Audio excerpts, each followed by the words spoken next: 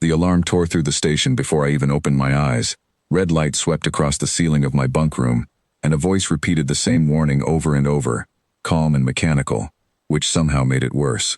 Structure instability detected. All personnel report to Central Command. Time remaining, 2 hours 11 minutes. I sat up so fast my head spun. My name is Ivy Halden. I am 16 years old, and until that moment my biggest problem on this station had been finishing my study assignments before dinner. Now the walls themselves were humming. A low vibration I could feel through my bare feet on the floor, and somewhere above us a structure larger than any moon was beginning to fail. I grabbed my jacket and ran. The corridors of Outpost Kessa were narrow, built for efficiency rather than comfort, and every screen I passed showed the same red countdown.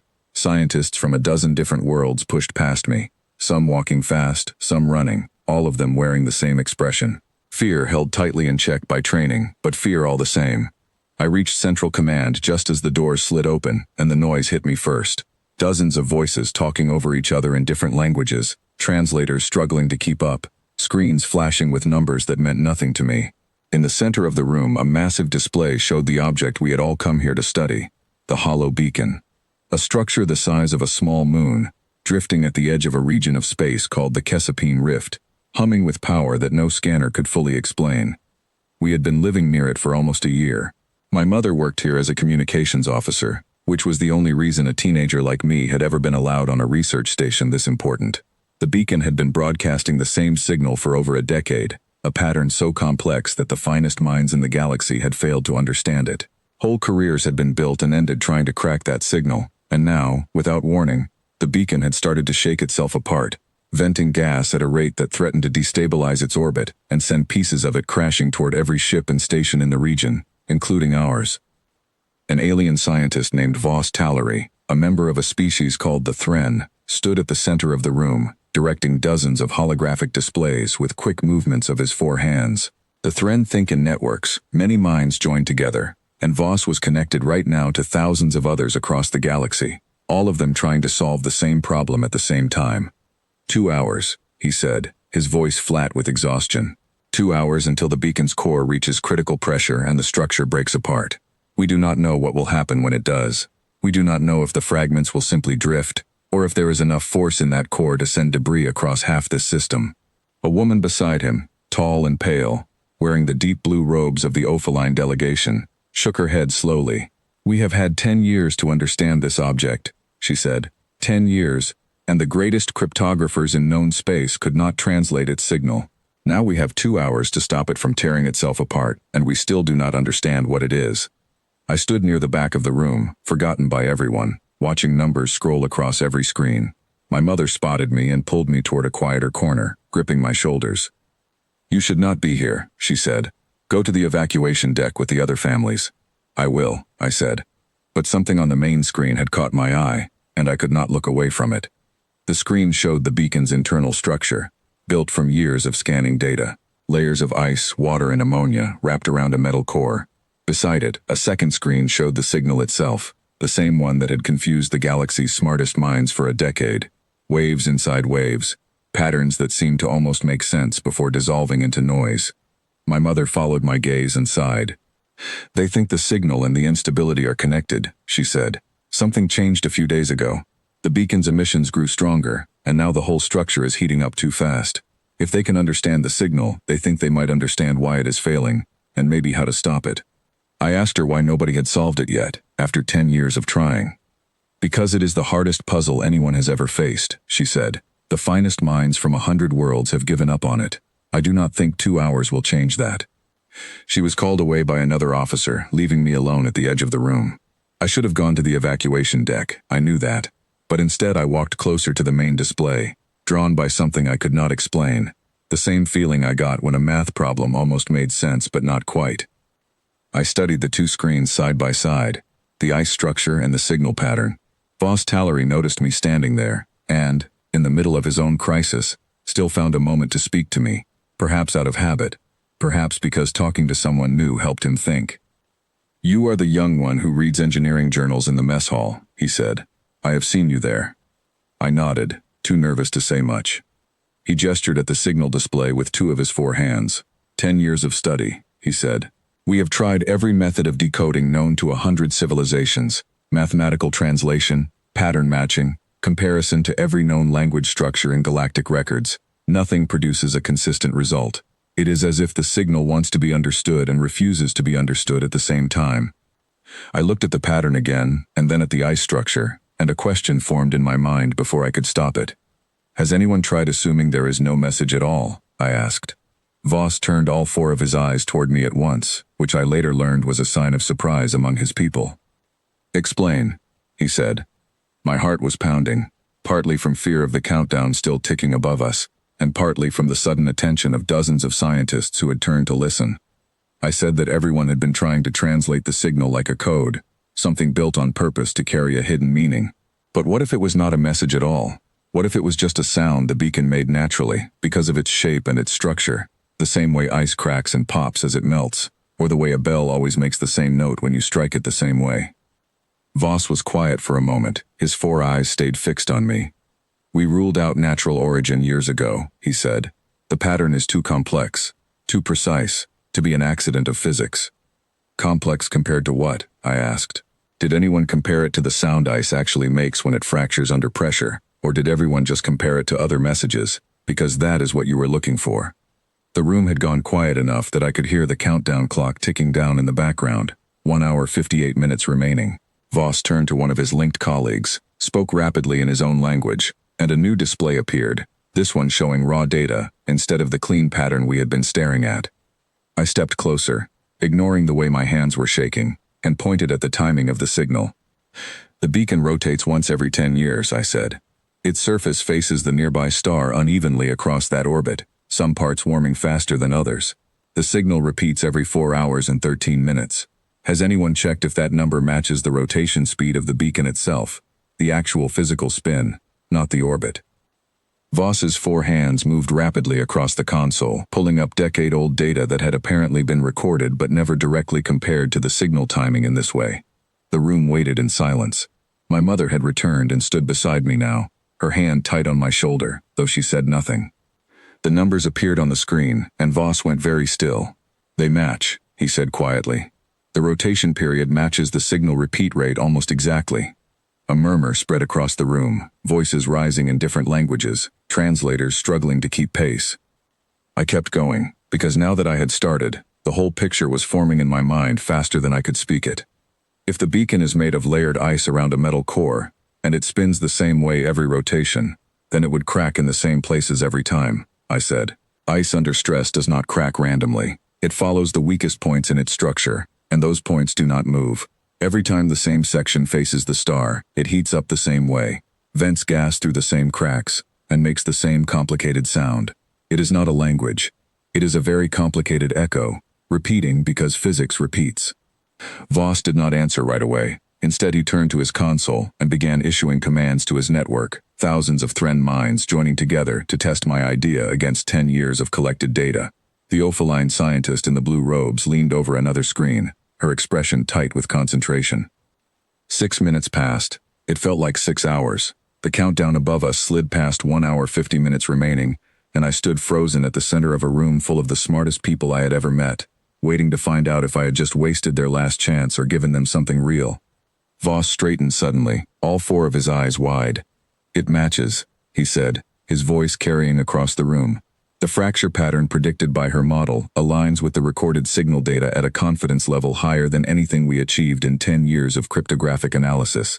This is not a code. This is a resonance pattern caused by structural stress. The room erupted into motion, scientists rushing to new stations, new displays appearing on every wall. My mother pulled me into a tight hug, and I barely had time to feel relieved before Voss called my name again. Ivy, he said.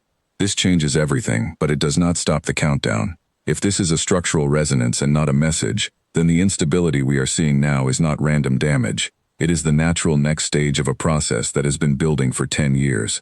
The beacon is not malfunctioning. It is doing exactly what it was always going to do, and we are almost out of time to understand what that means before it happens. My stomach dropped. I had solved one mystery only to realize it led straight into the heart of the danger we were actually facing. Voss pulled up a new display, this one showing the internal pressure readings of the beacon's core, climbing steadily upward. If your theory is correct, he said. Then the cracks in the ice are not random damage from decay. They are following a structural pattern built into the object since it was formed, or built by whoever made it. That means the final stage of this process, whatever it produces, is not an accident either. It is the intended result. The Ophaline scientist stepped forward, her voice sharp with urgency. Intended by whom? She asked. Are you saying this object was built to eventually break apart? I looked at the fracture map on the screen, the same one that had shown me the pattern only minutes before, and something else caught my attention. The cracks were not spreading evenly across the surface. They were converging, all of them, toward a single point near what should have been the beacon's equator. They are not breaking it apart, I said, before I had fully worked out why I believed it. They are opening something.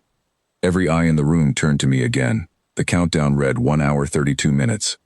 Look at where the cracks are heading, I said, pointing at the display. They are not scattered. They all lead to the same spot. If this really was built on purpose, then maybe the ice was never meant to protect the core forever. Maybe it was meant to open, eventually, like a shell around a seed. Voss studied the pattern for a long moment, then turned to his network, speaking too fast for the room's translators to fully keep up. New data streamed across the screens, and slowly, an image began to form, a projection of what the beacon's surface would look like once the current fracture pattern completed itself. A wide opening, precisely centered, exposing whatever lay at the beacon's core. We need to know what is inside that core before it opens, Voss said, and we need to know now, because if we are wrong about this being safe, an opening of that size releasing pressure this high could send debris across the entire system, station included.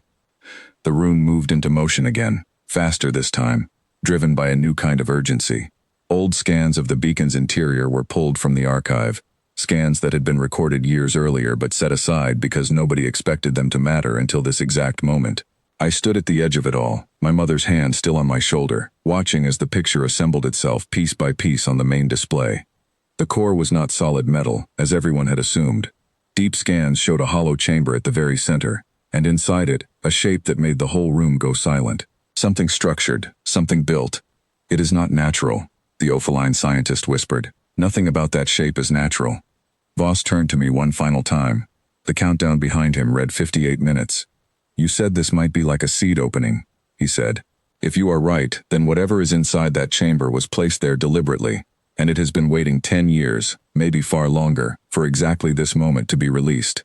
We need to decide, right now, whether we try to stop this process, or whether we let it finish and prepare for what comes out. I felt every eye in the room on me, and for a moment I wanted nothing more than to say I did not know, to let someone older and wiser make the decision. But nobody else had understood the pattern the way I had, not yet, and there was no time left to explain it to someone else from the beginning. I looked at the fracture map again, at how carefully and precisely the fractures aligned themselves, growing in perfect proportion to the stress the ice had been absorbing for 10 years without failure. If this was built to open, I said, then it was built to open safely. Something that took 10 years to prepare a slow, careful release would not be designed to explode all at once at the end. I think trying to stop it now, this close to completion, is more dangerous than letting it finish. Stopping a controlled process halfway is usually what causes an uncontrolled one. Voss did not respond immediately. He turned instead to the rest of the room, to the dozens of scientists from a dozen worlds who had spent 10 years failing to understand this object, and asked for their judgment. One by one, working through the new data as fast as they could, they began to agree. The stress calculations supported a controlled release rather than a violent failure. The timing, precise across 10 years, supported intention rather than accident. Every measurement we could gather in our final minutes pointed toward the same conclusion I had reached by instinct only an hour before. The decision was made to stop the evacuation of the outer station and instead move everyone to reinforced positions, close enough to observe safely, far enough to avoid immediate danger if the calculations were somehow wrong. My mother held on to me the entire time, and I held on to her, both of us watching the countdown fall toward zero alongside everyone else in that room. At 12 minutes remaining, the venting stopped completely, all at once, across the entire surface of the beacon. For a moment, absolute stillness, the kind of silence that feels heavier than any noise. At 3 minutes, the fracture lines that had been slowly spreading for days suddenly connected, forming a complete, perfectly symmetrical shape across the beacon's equator, exactly where the pattern had predicted. At 0, the shell opened. It did not explode. It did not shatter. The ice simply folded outward in enormous, slow sections, like the petals of a flower larger than any station humanity had ever built, releasing a final soft cloud of gas that drifted harmlessly into space. And there, at the center, floating free in the vacuum for the first time in what the scientists later calculated to be almost 11,000 years, was a structure unlike anything catalogued anywhere in galactic records, small compared to its ice shell, intricate beyond anything we understood, and completely, peacefully still. The room stayed silent for a long time after that, every scientist staring at the screens, watching something that had waited longer than any civilization present had existed, finally reached the moment it had been built for. Voss Tallery turned to me at last, all four eyes calm now instead of wide with urgency. 10 years, he said quietly, 10 years, and every mind we sent against that signal failed to see what you saw in less than an hour. I did not have a clever answer for him. I was still shaking, still holding on to my mother, still trying to understand that I had somehow been part of something the entire galaxy would talk about for years to come. I just looked at the pattern without assuming I already knew what it was, I said. Maybe that is easier to do when nobody has told you yet that it is impossible. Nobody in the room argued with that. The Ophaline scientist smiled for the first time since the alarms had started, and somewhere behind her, the newly opened core of the beacon drifted quietly in the light of a distant star, finally free after 11,000 years of waiting, and finally understood, not because the galaxy's greatest minds had cracked it after a decade of trying, but because one teenage girl had looked at it with fresh eyes during the two most dangerous hours of her life.